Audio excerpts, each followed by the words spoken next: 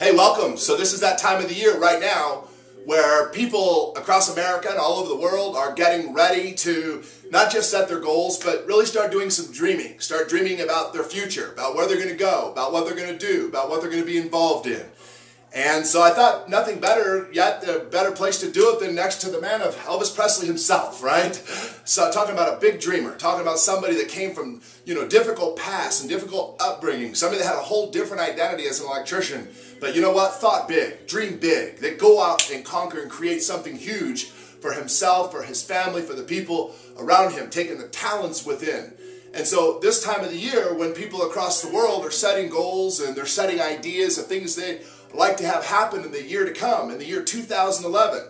I mean, it's a challenging time right now from the capacity of, dreaming. And the reason is for most people, they're not dreaming anymore. They're just really existing. I mean, really, dreams, those are so gone. They're not having dreams. They're having nightmares. Nightmares of losing everything and nightmares of things going totally sideways. They're not having dreams and fantasies of things they'd really like to have happen. They're living absolutely, 15 seconds from despair.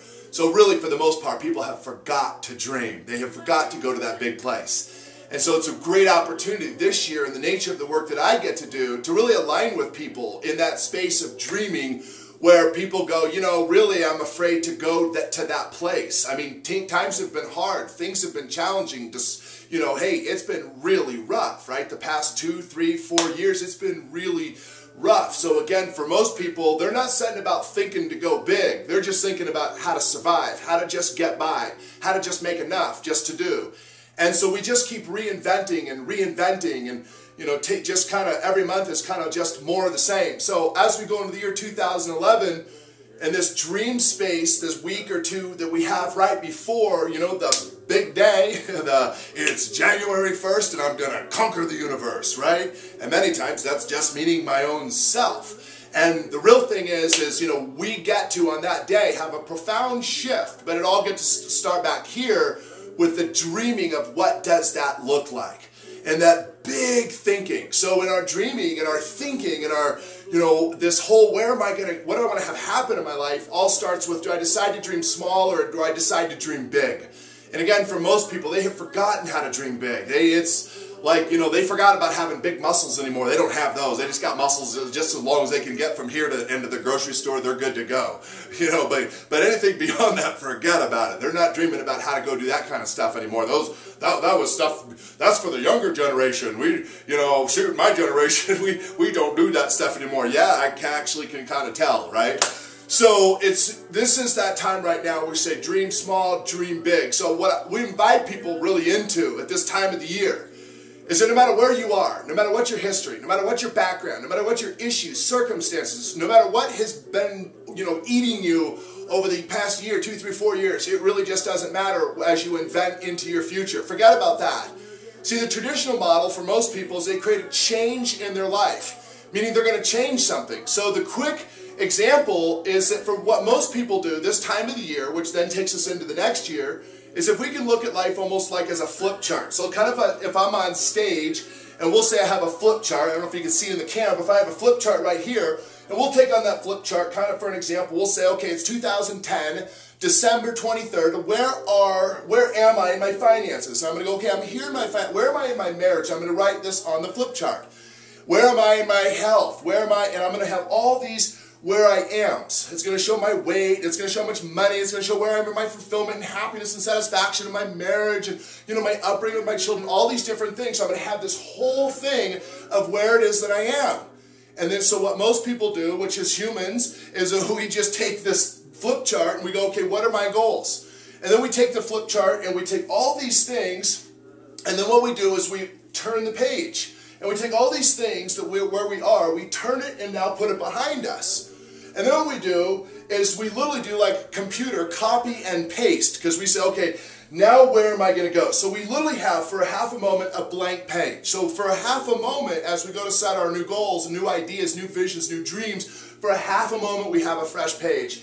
As we flip over and put that into our history and our past, for a half a moment we have a flip page, just a blank page to reinvent, start from fresh. But what we do for safety purposes is we do a quick copy paste. And we take that old information and we put it right there.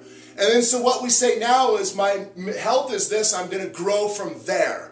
My finances are here and I'm going to grow from there. So instead of reinventing from a blank space of nothingness, zero possibility, where from this place I can grow, from this other place I'm simply just maintaining or simply changing or manipulating or modifying.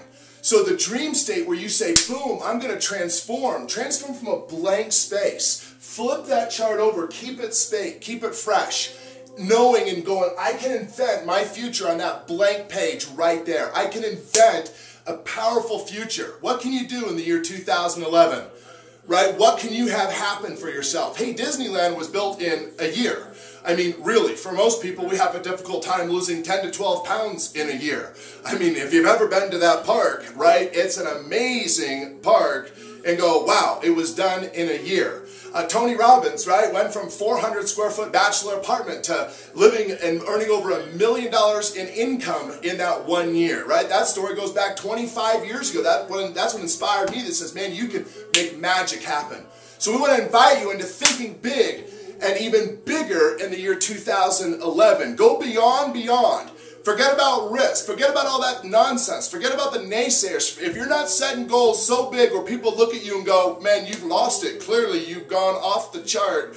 You are out of the boundaries. If they're not saying that and looking at you sideways and twisted, you're probably on the wrong track, meaning you're on the safe track. Forget about that nonsense. Forget about that safety stuff. Leave the safety stuff for safety people. Leave that for the lifeguards of life. I mean, really, let's, go as big as your dreams could ever possibly go. Take the risks that are ever possibly necessary. Pick up the phone and call that person. Take whatever necessary actions to fulfill whatever those dreams are for you. We want to wish you the absolute very, very best of success in the year 2011. Boom! And dream big and then bigger. Bye-bye.